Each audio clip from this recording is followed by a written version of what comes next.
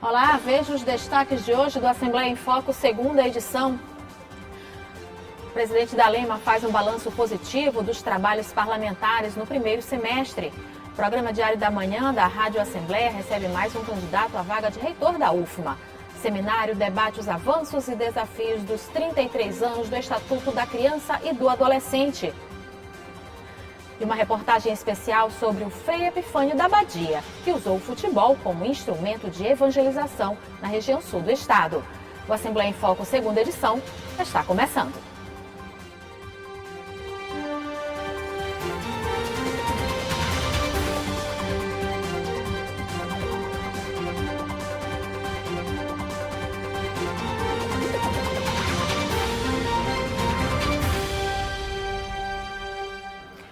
O Parlamento Estadual está entrando em período de recesso. Nos primeiros 6 meses de 2023, os parlamentares realizaram várias atividades que beneficiaram a população maranhense, tanto na capital quanto no interior do estado. Mais de 400 projetos de lei foram aprovados.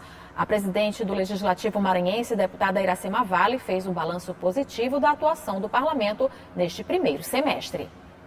Foi um semestre produtivo na avaliação da presidente da Assembleia Legislativa do Maranhão, Iracema Vale. Entre as matérias apreciadas pela Casa, foram aprovados 431 projetos de lei, 7 projetos de lei complementar e 49 projetos de resolução, além de 2.875 indicações, 273 requerimentos, 19 medidas provisórias e 2 propostas de emenda à Constituição. Além do número expressivo de proposições que tramitaram pela Casa do Povo, a presidente da Assembleia Legislativa do Maranhão também destacou algumas iniciativas desenvolvidas pelo Legislativo. Um balanço muito positivo, um saldo muito positivo, onde houveram todas as sessões, todas. E ainda assim, ainda teve mais 2 sessões itinerantes, uma em Caxias e uma em Imperatriz. Portanto, um saldo muito positivo para a Assembleia, muitos projetos de leis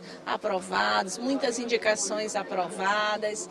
E a gente sai daqui muito feliz com o resultado. A presidente também ressaltou as ações voltadas para os servidores da Casa, como a criação do Programa de Aposentadoria Incentivada, o PAI, destinado aos servidores do quadro de pessoal efetivo em atividade.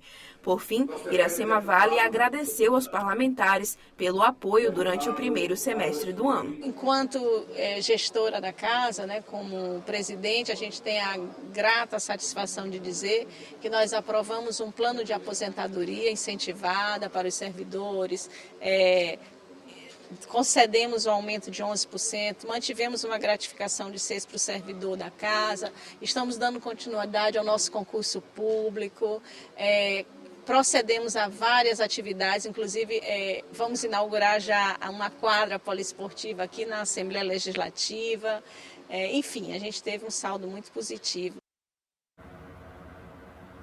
O programa Diário da Manhã da Rádio Assembleia está realizando uma série de sabatinas com os candidatos à reitoria da Universidade Federal do Maranhão. O segundo candidato a responder perguntas dos jornalistas Ronald II e Gregório Dantas foi o professor Luciano Façanha. O professor Luciano Façanha foi o segundo entrevistado da série de sabatinas realizada pela Rádio Assembleia com os candidatos à reitoria da Universidade Federal do Maranhão.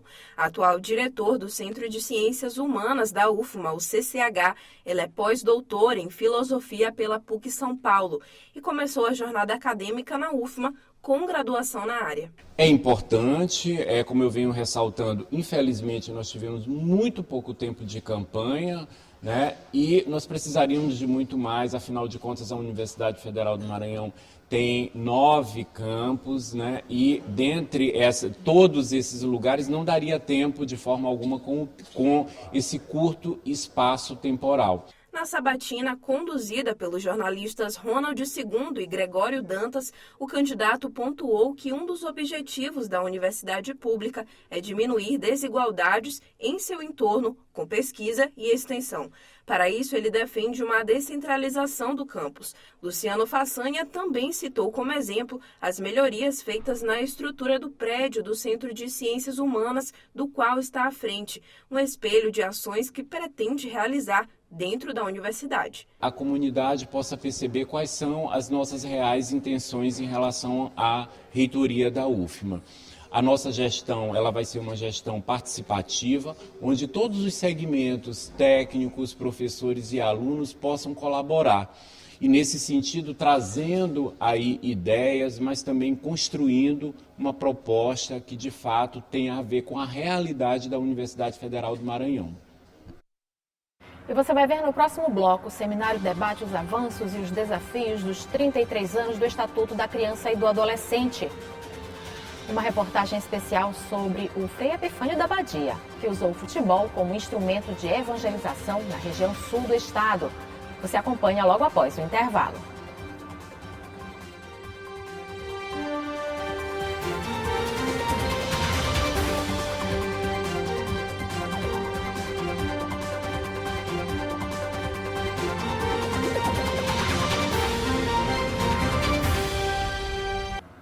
Representantes de entidades públicas e privadas, Ministério Público e sociedade civil se reuniram para debater os avanços e desafios enfrentados ao longo dos 33 anos do Estatuto da Criança e do Adolescente. Durante o encontro foi lançado o programa Meu Condomínio Me Protege, que garante que denúncias de violências podem ser feitas por síndicos. O seminário em comemoração aos 33 anos de aniversário do Estatuto da Criança e do Adolescente reuniu a sociedade civil, entidades públicas e privadas e o Ministério Público. O encontro foi realizado pela Secretaria de Estado de Direitos Humanos e Participação Popular. Estamos aqui nesse evento alusivo aos 33 anos do Estatuto da Criança e do Adolescente e também convidando a sociedade a uma discussão sobre as nossas responsabilidades quanto à denúncia de crimes que ocorrem contra mulheres, crianças e adolescentes, idosos e pessoas com deficiência. Entre as discussões do encontro, a forma como o Estatuto da Criança e do Adolescente evoluiu ao longo desses 33 anos que entrou em vigor, sempre se moldando às necessidades sociais. O Estatuto ele traz uma nova lente para a infância e juventude, mostrando para as pessoas que crianças e adolescentes elas possuem direitos, são sujeitos de direito, que vivem num momento especial da vida e que precisam de uma proteção também especial. Na solenidade foi lançado também o programa Meu Condomínio Me Protege, que garante que os síndicos podem denunciar casos de violência contra crianças, adolescentes, mulheres, idosos e pessoas com deficiência. A Assembleia Legislativa do Maranhão aprovou leis que reforçam a importância da proteção desse público no Estado. Está em vigor uma lei que fala da obrigação do síndico comunicar a violência doméstica. E desde junho agora de 2023, a obrigação de comunicar a violência contra a PCD. Então, as minorias, as pessoas que têm mais necessidade, elas têm que ser defendidas pelo síndico e pela massa condominial. Para a presidente da Associação dos Síndicos do Maranhão, Ingrid Soares, a parceria para combater a violência doméstica é a obrigação de todos que fazem parte do condomínio.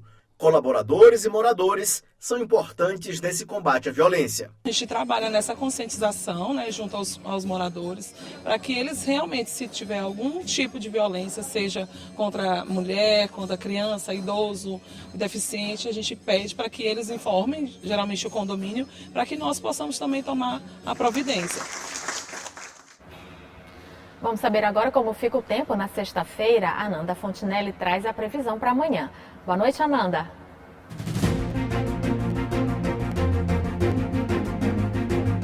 Boa noite, Eli. Boa noite para você. Vamos ver a previsão do tempo para amanhã, sexta-feira. Olha só, aqui na capital, amanhã, a previsão é de sol pela manhã, mas não se descarta na parte da tarde e à noite, pancadas de chuva. Os termômetros variam entre 27 e 32 graus na máxima. Em Penalva, o sol vem com aumento de nuvens pela manhã e pancadas de chuva são esperadas na parte da tarde, igualzinho o tempo aqui na capital. À noite, o tempo também fica aberto. A mínima é de 26 e a máxima de 33 graus. Já na cidade de Tufilândia, a assim como nas outras regiões. O sol aparece com aumento de nuvens pela manhã e pancadas de chuva são esperadas à tarde. A mínima é de 24 e a máxima de 32. E para encerrar, Eli, na cidade de Itaipava do Grajaú, o tempo deve ficar nublado por lá amanhã. Os termômetros variam entre 24 e 31 graus, sem chance de chuva. É isso, Eli, a gente se encontra amanhã. Até lá! Um dos estádios de futebol mais conhecidos do Maranhão é o Frei Epifânio da Badia, localizado na cidade de Imperatriz. Mas pouca gente sabe quem foi esse frei que dá nome ao estádio e que foi o responsável por usar o futebol como instrumento de evangelização. Essa história você vai ver agora na reportagem especial feita por Elda Borges, com imagens de Rubenilson Lima.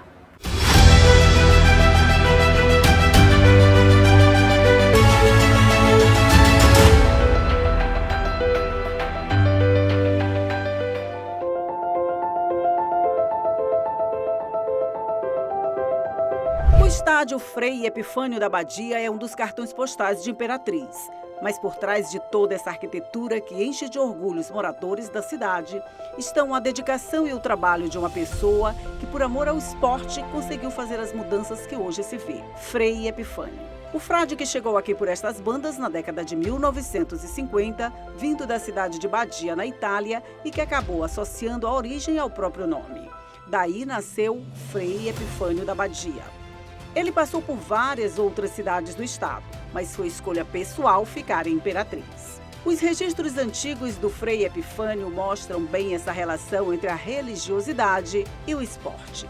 Sempre ao lado dos jogadores, sempre de batina. Ele sabia juntar as duas coisas como ninguém e utilizava o esporte como instrumento de evangelização.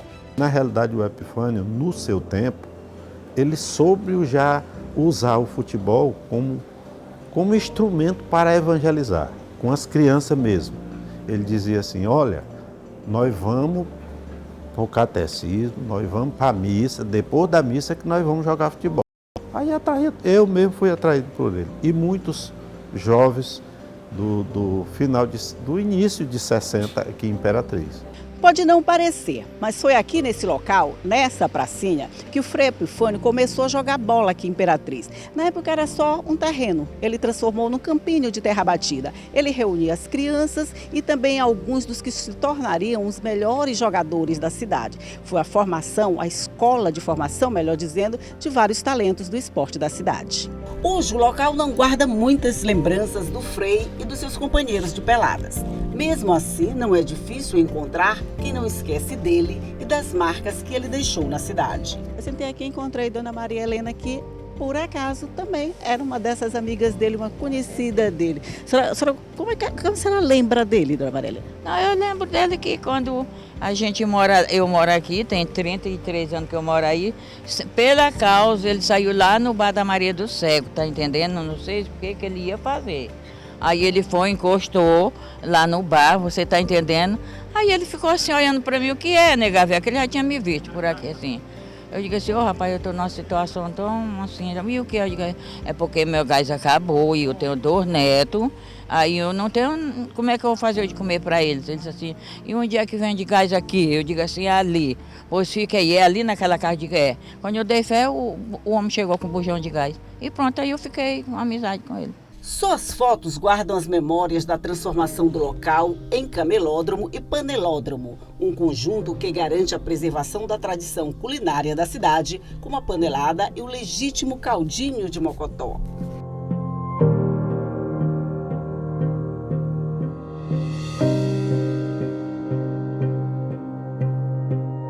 Quando chegou ao Brasil, o Frei só trazia na mala de madeira uma bola, um apito e uma camisa de futebol. Ele era muito simples.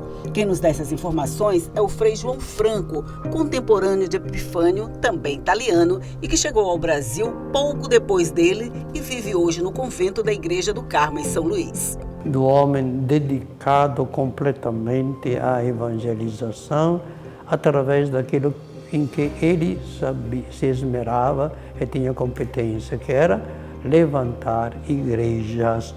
E para dizer, começou cedo, morando em Grajaú, ele passou por vários lugares. O Frei João gosta de conversar e contar memórias e até fez um apanhado de toda a história do Frei Epifânio desde que ele chegou da Itália. Quando era 3 da tarde, fazia a catequese para os adultos. Para as crianças era outra hora. Ele, depois da catequese, dava a bênção e aí ele partia tranquilo, sem outro compromisso, para jogar. Ele jogava era para paixão, gosto, de maneira que... Mas, neste ponto, ele se distinguiu demais. Se a religião era vocação, o futebol com certeza era a paixão de Epifânio. E segundo o Frei João, paixão não se explica. E quem derruba uma paixão pode vestir uma batina ou um paletó que ele joga do mesmo jeito. Paixão é paixão, né? Eu jogava a paixão. Eu gosto de jogar. Ele suava e considerava que a saúde dele dependia deste esporte. Hoje os padres podem usar outras roupas para atividades diversas. Mas na época do Frei Epifânio, o uso da batina era obrigatório. Só depois do Concílio de Vaticano de 1960 veio a liberação. Mas o Frei fazia da batina uma atração a mais para a visibilidade dos seus jogos. O carro de som anunciou que o padre ia jogar, mas na hora que o time entrou no campo, o Epifânio entrou de batina. E o árbitro não quis deixar o Epifânio jogar. E o jogo enrolou uns 10 a 15 minutos, aí foi que os dirigentes chegaram à conclusão que a atração era o padre e ele terminou jogando. Então ele era uma atração mesmo. Ah, e vale lembrar também que o Frei foi o responsável pelo registro e profissionalização dos grandes craques dessa época. E por um motivo bem simples. Só ele tinha uma câmera fotográfica para documentar as imagens que, de outra forma, estariam perdidas para sempre. Atualmente, quando o local garante sua lotação máxima de 10 mil torcedores para o jogo importante, pouca gente deve lembrar que todo esse espetáculo só é possível por causa do trabalho e dedicação de um religioso que, sem abrir mão de sua vocação espiritual e sem deixar de lado a paixão pelo futebol, começou com as próprias mãos a construção dessa obra que é símbolo do esporte de Imperatriz. Estádio Frei Epifânio da Badia.